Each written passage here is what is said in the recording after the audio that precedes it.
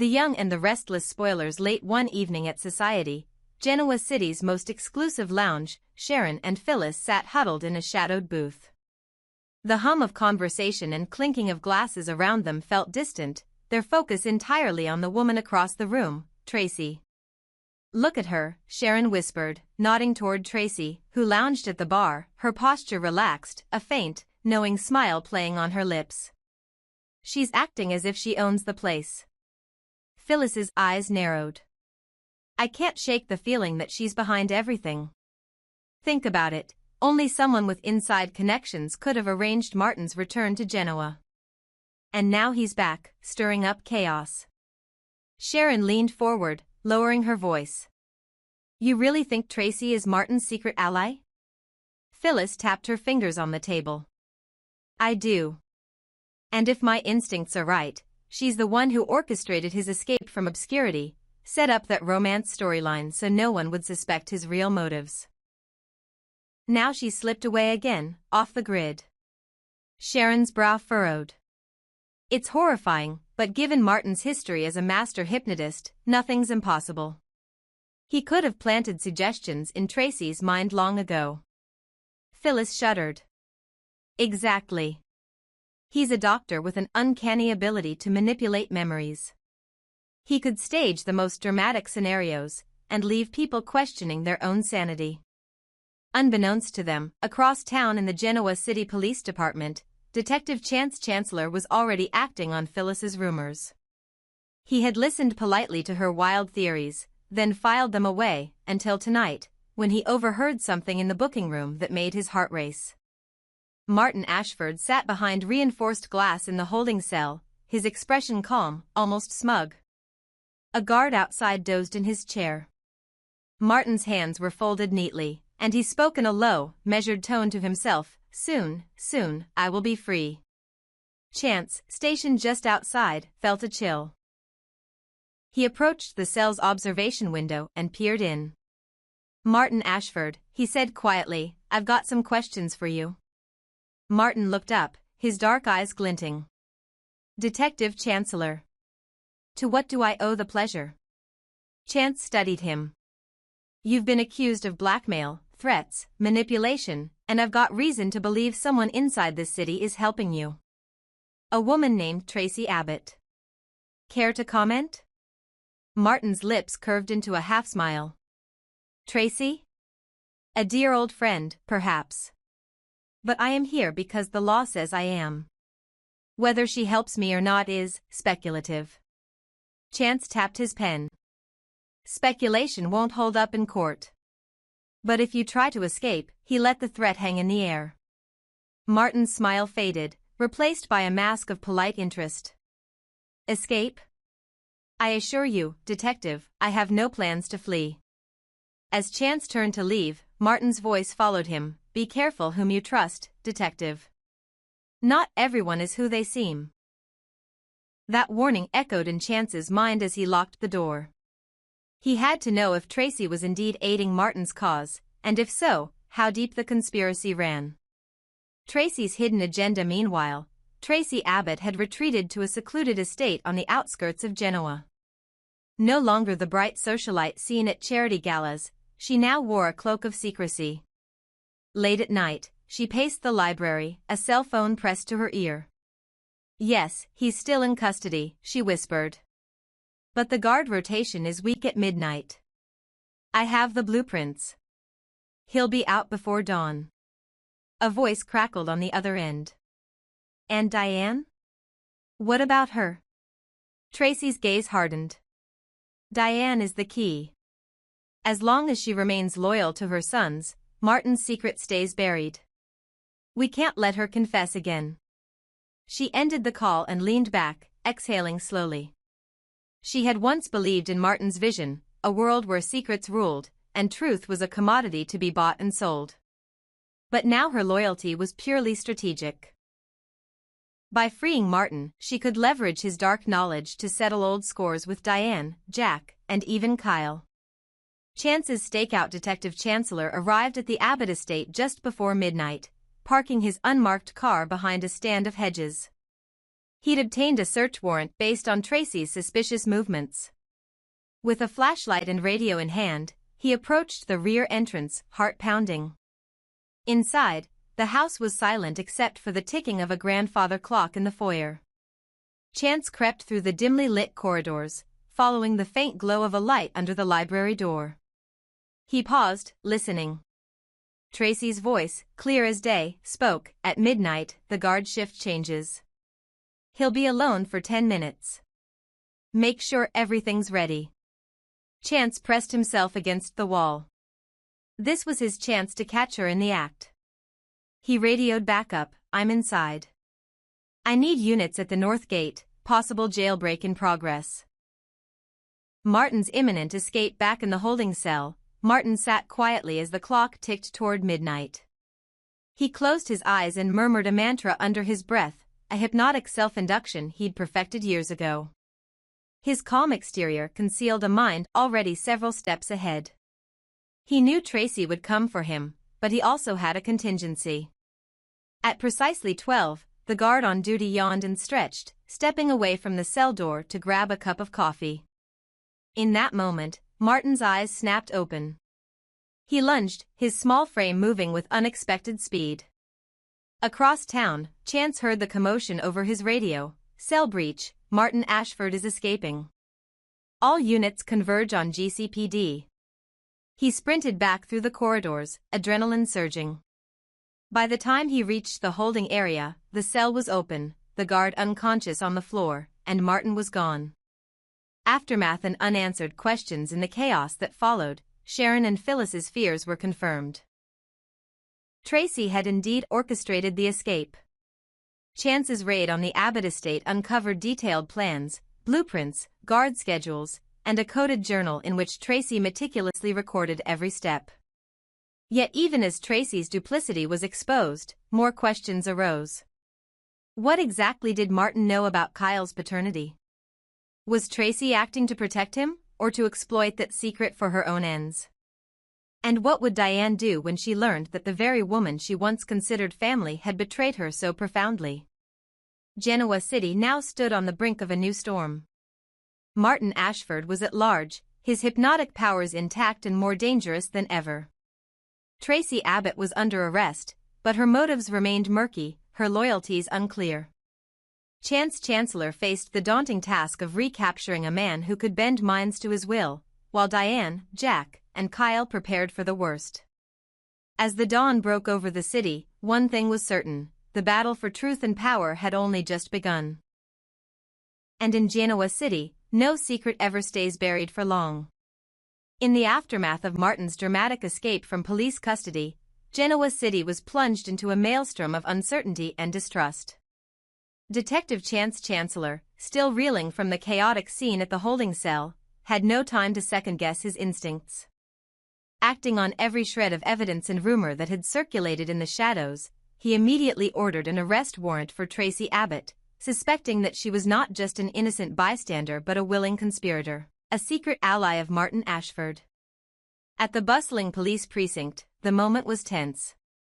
As the arrest was announced, voices erupted from one end of the station. Jack Abbott, a man whose protective fury for his family ran deep, could not stand the notion that his own kin could be so easily maligned. Right by his side stood Ashley, whose loyalty to both family and truth made her voice a potent weapon in moments of crisis. "How can you arrest her on nothing more than a suspicion?" Jack demanded, his eyes blazing with indignation as he confronted Chance in a heated exchange near the evidence locker. "Tracy is one of us.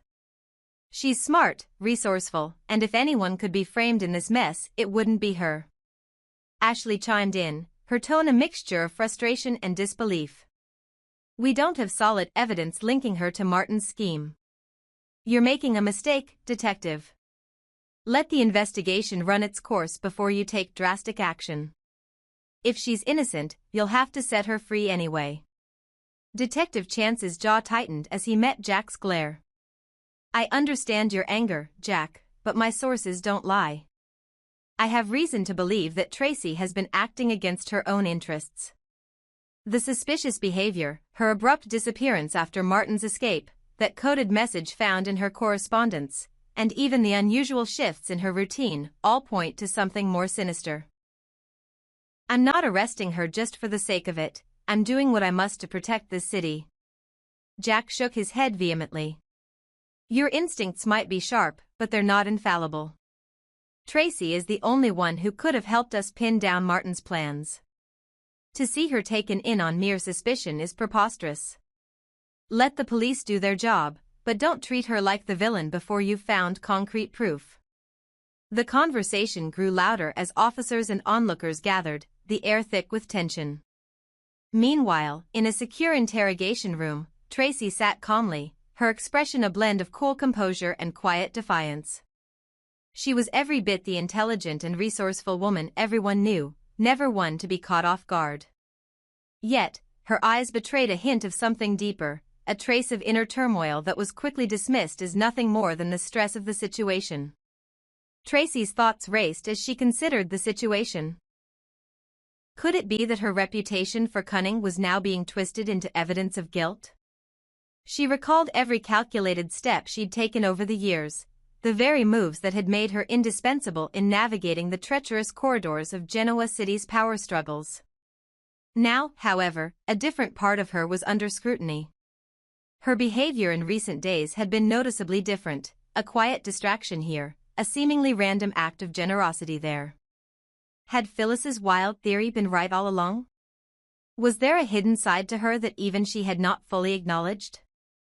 As the hours passed in the sterile confines of the interrogation room, Tracy's mind wandered back to a long-forgotten night when she had met Martin Ashford in a dimly lit back room of an old clinic.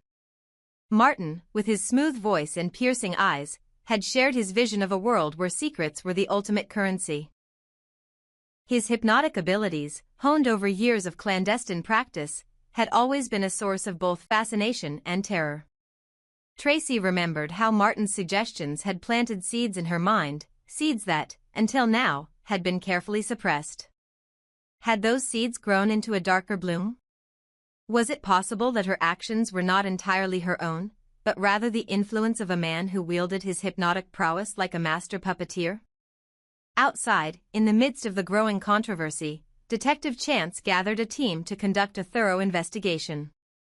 He instructed his officers to comb through all communications between Tracy and Martin's known associates, to re-examine the timeline of her movements, and to scrutinize every piece of digital evidence available. We must leave no stone unturned, he declared. If Tracy is innocent, this investigation will clear her name. But if there's even a shred of truth to the allegations, we need to uncover it before Martin causes any more havoc. Jack and Ashley, though still fuming, decided to let the investigation proceed. They believed in Tracy's character and felt certain that the evidence would eventually show that her involvement was being misunderstood or misrepresented. Let the police do their job, Jack muttered as he stormed out of the precinct, his mind torn between his protective instincts and the bitter reality of what might be hidden beneath layers of deceit. Back in the interrogation room, Tracy's demeanor shifted subtly as she was left alone with her thoughts. The silence pressed in on her, and she recalled the many times she had meticulously planned her moves to avoid detection. Now, faced with this arrest, she wondered if she had miscalculated, or if someone was deliberately orchestrating a setup. I have always played my cards close to my chest, she mused softly, but never have I betrayed those I care for. Not for power, not for revenge. Her mind was a labyrinth of conflicting memories and emotions. While she had been the one to facilitate Martin's return to Genoa City, her motives were not driven by blind loyalty. Rather, she had seen an opportunity to manipulate events for a greater, if darker, purpose. But as the current situation unfolded, she couldn't help but wonder, was Martin's influence now a curse, a force that was turning even her into something unrecognizable? Across the city, Detective Chance's investigations slowly began to reveal inconsistencies. Some officers found that the coded messages in Tracy's correspondence could be interpreted in multiple ways, none of which definitively implicated her in the escape plan. Other evidence suggested that Tracy's interactions with Martin might have been part of a larger, more intricate strategy that she had devised long before his reappearance.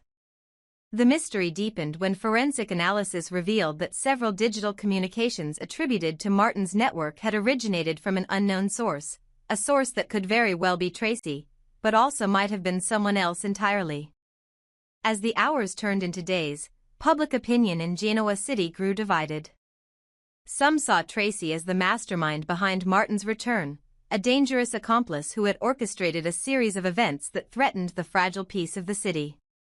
Others, however, believed that she was a victim of circumstance, a brilliant strategist caught in a web of her own making, now facing the consequences of decisions that were far more complicated than anyone could assume. During a quiet moment in the interrogation room, as the hum of the precinct drifted through the thin walls, Tracy allowed herself a brief moment of vulnerability. "I'm not the villain you think I am," she whispered to herself. "But every secret has its price, and every choice a consequence." Her voice was soft yet resolute, a promise that she would either clear her name or, if forced, reveal the true nature of the conspiracy that lay beneath Genoa City's glittering surface. Outside, Detective Chance reviewed the case files late into the night, the weight of his responsibility pressing on him. He knew that the answer to Tracy's guilt or innocence would have far-reaching implications, not only for the current investigation but for the entire balance of power in the city.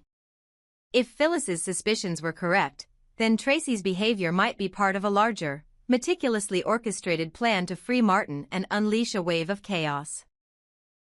And if that were true, then the ramifications for Diane, Jack, Ashley, and even Kyle would be catastrophic.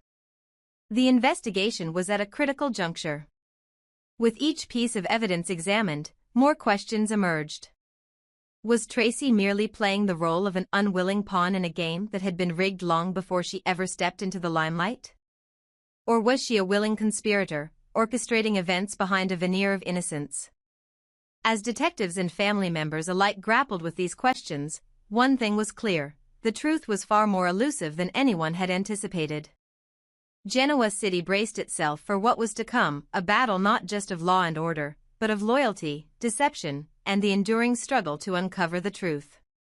In the days ahead, as Chance continued his relentless pursuit of answers and Jack and Ashley fought to protect those they loved, the fate of Tracy, and the very future of the city, hung in the balance. Only time would tell if her strange, uncharacteristic behavior was the product of external manipulation, an internal crisis, or something altogether more sinister. And in this tangled web of secrets and suspicion, no one was safe from the consequences of the past resurfacing in the most unexpected ways. February 2nd.